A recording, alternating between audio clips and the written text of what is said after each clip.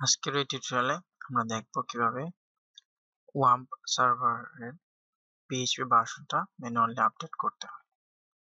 তো প্রথমে পিএইচপি ওয়েবসাইটে গিয়ে নিউ ওয়েবসাইটে গিয়ে এখান থেকে আপনার যদি 32 বিট অপারেটিং সিস্টেম হয় তাহলে আপনি এই জিপটা ডাউনলোড করতে পারেন। থ্রেডশিপ ভার্সনটা x86 মানে হচ্ছে 32 বিটের জন্য।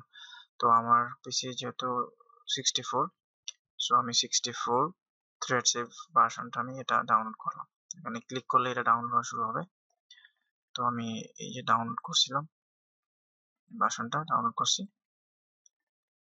প্রায় 22 MB মতন এটা ডাউনলোড হয়েছে। তারপর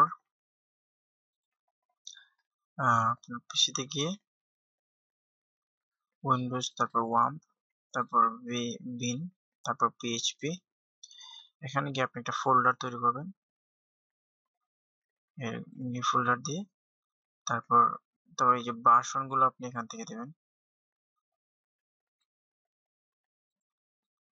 আমাদের ভার্সনটা হচ্ছে 5.6.10, তো পিএইচপি 5.6.10 দিবেন। ওকে, প্রথমে আপনার এখানে এইটা এরকম থাকবে, এই একটা থাকবে ওটা, কিন্তু আপনি এই নতুন ফোল্ডার ক্রিয়েট করবেন। করার পর এই ফোল্ডারের মধ্যে ফোল্ডার ওপেন করবেন, এগুলো কিছু থাকবে না, আপনি ফোল্ডারটা খালি থাকবে। তারপর আপনি এই যে ফাইলটা যে যেটা ডাউনলোড করছেন সেটা আপনি ওপেন করবেন। করার পর এভাবে আপনার এখানে ভিতরে যা আছে সবগুলো কন্ট্রোল সিলেক্ট দিয়ে তারপর আপনি এভাবে এক্সট্রাক্ট করে ফেলতে পারবেন। ঠিক আছে, আমি এক্সট্রাক্ট করতেছি না, যেহেতু আমি এক্সট্রাক্ট করে ফেলছি। তো সব ফাইলগুলো এক্সট্রাক্ট হয়ে গেলে আপনি এই পুরাতন এই ফোল্ডারে যাবেন। যাওয়ার পর এখানে 3টা ফাইল এখান থেকে কপি করবেন।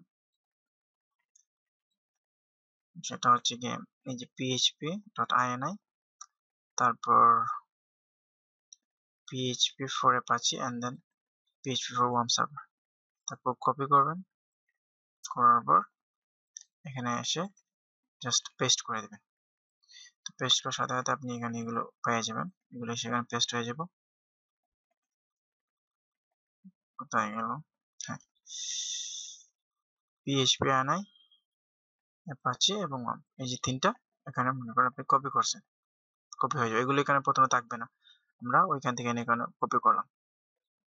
তারপর এটাকে ওপেন করতে হবে। ফাইলটাকে আপনি সাবলাইন দিয়ে ওপেন করলেন। তো এটা হচ্ছে আমার কপি করা পিএইচপি, এই আইএনএ ফাইলটা।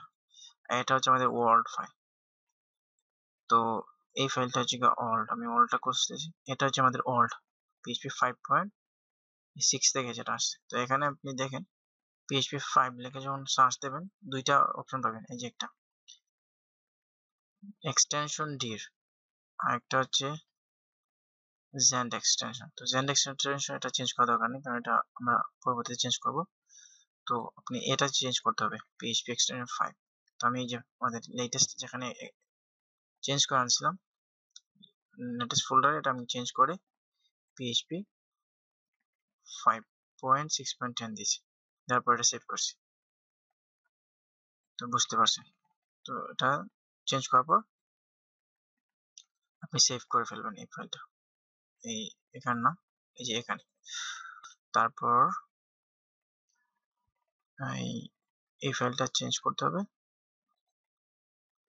এই ফাইলের মধ্যে যদি ভার্সন থাকে পিএইচপি 5.12, এই যে ওইখানে কিন্তু পিএইচপি এক্সটেনশন ডির 5.5.12 ছিল, তো ওটাকে আমি 5.6.10 করছি। আর এই জায়গাতে কিছু করা দরকার নেই, এখানে আপনি জাস্ট ওটাকে কমেন্ট করে দিতে পারেন, এই সেমিকোলনটা দিয়ে রাখবেন এই লাইনের আগে। আপনার এখানে জাস্ট এই লাইন থাকবে, এই সেকেন্ড লাইনটা থাকবে না। ওকে, তো এই দুইটা জিনিস করার পর আপনি যে কাজটা করবেন সেটা হচ্ছে আপনার ওয়ার্ম সার্ভারটা ওপেন করবেন। কোথায়? সার্ভারটা ওপেন করার পর আপনি এখানে যাবেন, তারপর পিএইচপি, তারপর এখানে সেটিংসে গিয়ে আপনি একটা স্ক্রিনশট নেবেন। তো স্ক্রিনশট নিতে হলে প্রিন্ট স্ক্রিনে ক্লিক করে তারপর আপনার এই যে পেইন্ট এখানে এসে কন্ট্রোল ভি চাপলে আপনি এটা সেভ করতে পারবেন। তো আমি সেভ করছি এইভাবে যে আমি স্ক্রিনশট নিছি দুইটা, সেটিং এর এবং এক্সটেনশন। তো আপনার এখানে কিন্তু পিএইচপির সেটিং গুলো একটা স্ক্রিনশট নেবেন, তারপর এখান থেকে এক্সটেনশন গুলো একটা স্ক্রিনশট নিয়ে রাখবেন। ওকে, যাতে পরবর্তী আমরা যাচাই করতে পারি। গুড। তো এতটুকু হওয়ার পর আপনি যে কাজটা করবেন সেটা হচ্ছে পিএইচপি এখানে ক্লিক করে পিএইচপি আইএনআই এই ফাইলটাতে ক্লিক করার পর এখানে যা আছে সবগুলো কন্ট্রোল এ চেপে ধরে আপনি সিলেক্ট করে কপি করবেন। করার পর আপনি এইখানে এসে মনে করেন আপনি এরকম পেস্ট করবেন, মানে ওই সবগুলোকে কপি করে না এখানে পেস্ট করে একটা ব্যাকআপ নিয়ে রাখবেন। ওকে, তো ব্যাকআপ নিয়ে নেওয়ার পর আপনি হ্যাঁ, ব্যাকআপ নেওয়ার পর কি করবেন, ওই সার্ভারটা কমপ্লিটলি আপনি অফ করে দেবেন। এখান থেকে রাইট ক্লিক দিয়ে এক্সিট হয়ে যাবেন। যাওয়ার পর এই সার্ভারটা আবার চালু করবেন। আমি অফ করে দিচ্ছি, তারপর চালু করে এখানে যাবেন। যাওয়ার পর এখান থেকে পিএইচপি থেকে ভার্সন সিলেক্ট করবেন। আপনার 5.12 এটা থাকবে সিলেক্ট করা, আমি এখন 5.6.10টা সিলেক্ট করছি। করার পর সরি, এটা সিলেক্ট করার ভার্সন সিলেক্ট করার আগে আপনি এখানে অবশ্যই স্টপ অল সার্ভিস দিয়ে দেবেন। সব সার্ভিসগুলো যখন স্টপ হয়ে যাবে এন্ড দেন আপনি এখান থেকে ভার্সনটা সিলেক্ট করবেন। করার পর রিস্টার্ট অল সার্ভিস দেবেন। দেওয়ার পর এই এক্সটেনশন গুলো আপনি মিলিয়ে দেখবেন সবগুলো কি ঠিক আছে নাকি। আপনার যদি কোনো কিছু অফ থাকে তাহলে আপনি এটা এখান থেকে অন করতে পারেন। এখানে কিছু নতুন নতুন এক্সটেনশন পাবেন, ফর এক্সাম্পল এমবি স্ট্রিং, এটা হচ্ছে 5.6 এর ক্ষেত্রে 5.5.9 এর পরবর্তী ভার্সন গুলোতে এটা আছে, সেটা নিউ এক্সটেনশন, এটা লারাভেলের জন্য লাগে। তো যাই হোক, এই এক্সটেনশন গুলো মিলিয়ে দেখবেন আপনার এই এক্সটেনশনের সাথে মিল আছে নাকি, সবকিছু কিছু চলতেছে নাকি। তো সবকিছু যদি চলে তাহলে তো আর সমস্যা নেই। তারপর এই যে ওয়েবসাইট ডিফ নাও, এখানে এসে আপনি এখানে খালি বক্স পাবেন। এই বক্সের মধ্যে আপনার ওই যে এই যে বক্সটা আছে না, এই বক্সের মধ্যে আপনার ওল্ড যেখানে ব্যাকআপ নিয়ে রাখবেন, ফর এক্সাম্পল আমি ব্যাকআপ নিয়ে রাখছিলাম এখানে, কোথায়, আচ্ছা আমরা যে ব্যাকআপ যে নিয়েছিলাম ওইখান থেকে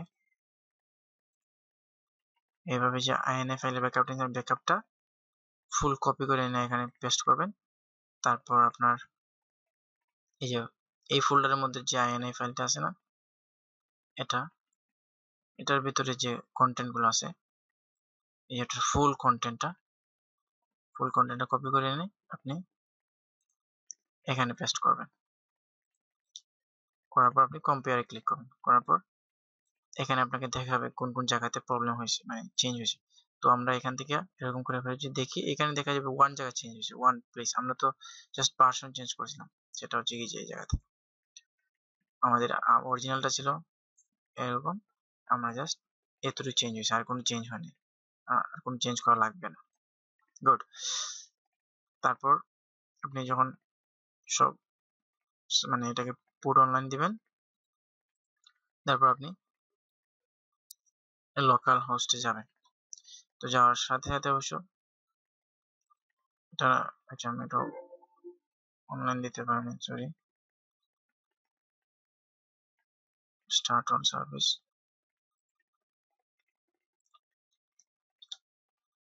তারপর আমি যখন প্রথমে করছিলাম এই সাইটটা কিন্তু আমার এখানে আসে নাই, মানে এরর দেখাইছিল, মানে অ্যাক্সেস ডিনাই এরকম যদি দেখায় তাহলে আপনি যে কাজটা করবেন সেটা হচ্ছে আপনি বিন, তারপর অ্যাপাচি 2, তারপরে কনফিগ, তারপরে এইচটিটিপিডি, এই কনফিগ এই ফাইলটা ওপেন করবেন।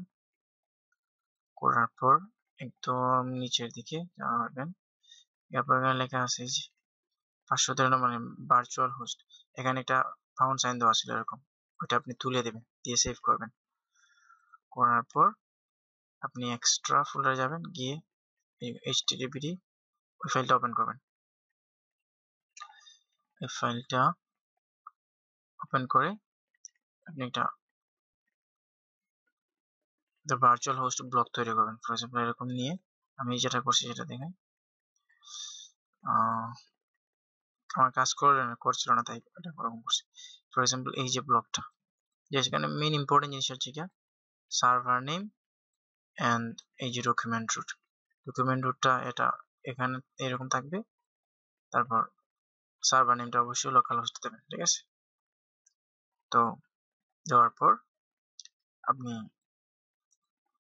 আপনার হোস্ট ফাইলটাকে চেঞ্জ করতে হবে। সো এর জন্য মনে করেন এই ওটাকে রানের অ্যাডমিনিস্ট্রেটর হিসেবে চালু করবেন। করার পর এখান থেকে ওপেনে গিয়ে আপনার হোস্ট ফাইলটা এডিট করুন। হোস্ট ফাইলটা হচ্ছে উইন্ডোজের ভিতরে, and then system32, তারপর ড্রাইভার্স এর মধ্যে যেতে হবে, ড্রাইভার্স, তারপর etc, এই ফোল্ডারের মধ্যে যে হোস্ট ফাইলটা আছে না, এখানে আপনি এটাকে আপনি ওপেন করবেন। করার পর এই লাইনটুকু এড করে দিবেন, ঠিক আছে। তারপর আপনার হোম সার্ভারটা আপনি রিস্টার্ট করবেন, থেকে জাস্ট রিস্টার্ট অল সার্ভিস দিবেন, দিলে আপনি এই জায়গাটা ওপেন করতে পারবেন। তারপর যখন PHP ইনফোতে ক্লিক করবেন, করার পর আপনি দেখবেন PHP 5.8 মানে 6 ভার্সনটা আপনি পাবেন। আচ্ছা, তারপর Xdebugটা সাধারণত মানে থাকে না, এটা বোঝার জন্য আমি দেখাই। আমরা যদি bin PHP এই জায়গাতে গিয়ে যদি এখানে PHP v এটা দিই, তাহলে Xdebug এর একটা মানে এরর দেখা যাবে। সো এটা সলভ করার জন্য এই xdebug org wizard.php তে আসতে হবে। তারপরে এই যে এখানে আমাদের PHP info ফাইলের যে আউটপুটটা পাইছি, ওটাকে ভিউ সোর্সে গিয়ে ফুল সোর্সটা কপি করার পর আপনি এখানে এসে পেস্ট করবেন। করার পর আপনি এখানে অ্যানালাইজ দিবেন মাই ইনফো। তো এখানে অবশ্য আমার Xdebug ইনস্টল দেখাইতেছে, যদি না হয় তাহলে আপনি এই যে এখানে এরকম ডাউনলোড দিস এক্সটেনশন বলবেন, তো এটা আপনি ডাউনলোড করবেন। তো ডাউনলোড হয়ে গেলে এই ফাইলটাকে আপনি কি করবেন, এই ফাইলটা ডাউনলোড হওয়ার পর এটাকে আপনি নেবেন। আমি এটা ডাউনলোড করছি অবশ্য, এই যেটা ডাউনলোড করেছিলাম। করার পর সেটাকে PHP 5.6 এর ভিতরে এক্সটেনশন এই ফোল্ডারের মধ্যে আপনি পেস্ট করে দিবেন। এই যে Xdebugটা এখানে পেস্ট করে দিয়ে তারপর এই দুইটা ফাইলটা এডিট করবেন। ওরা বলছে অবশ্য এই যে বিনের মধ্যে php.ini ফাইলটা চেঞ্জ করার জন্য, বাট আমি বিনের মধ্যে পাই নাই। এই বিনের মধ্যে পাচ্ছি, এটার মধ্যে তাদের php.ini ফাইলটা নাই, সরি।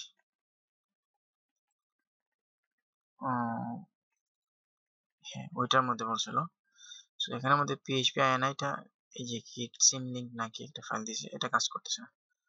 তো আমি যেটা করছি সেটা হচ্ছে PHP এর মধ্যে এখানে php.ini এই দুটো ফাইল এডিট করছি। ওখানের মধ্যে যে ভার্সনগুলো দেওয়া আছে, এই যে এটা একবারে লাস্টের দিকে,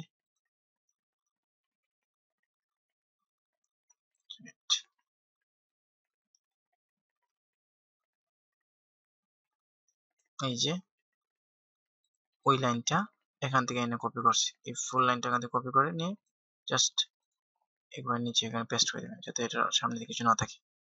ঠিক একইভাবে ওই যে আরেকটা ফাইল আছে php4 অ্যাপাচি, এখানেও একদম লাস্টে পুরাতনটাকে, এই যে পুরাতন এক্সটেনশনটাকে আমরা কমেন্ট করে দিলাম, এই যে এটা এরকম দিয়ে কমেন্ট করতে, তারপর এই যে নতুন লাইনটা এখান থেকে কপি করে এখানে পেস্ট করে দিলাম। তারপর মানে ওটা রিস্টার্ট দিলে আর কোনো ধরনের এরর দেখাবে না। ওকে, আমার সবকিছু কাজ করতেছে, এই যে লোকাল হোস্ট এটা কাজ করতেছে, প্লাস আমার অন্যান্য ভার্চুয়াল হোস্ট গুলো কাজ করতেছে, এই যে কাজ করতেছে।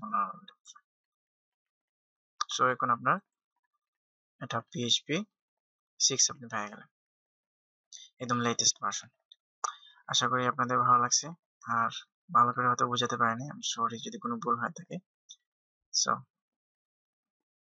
ভালো থাকবেন সবাই, থ্যাংক ইউ।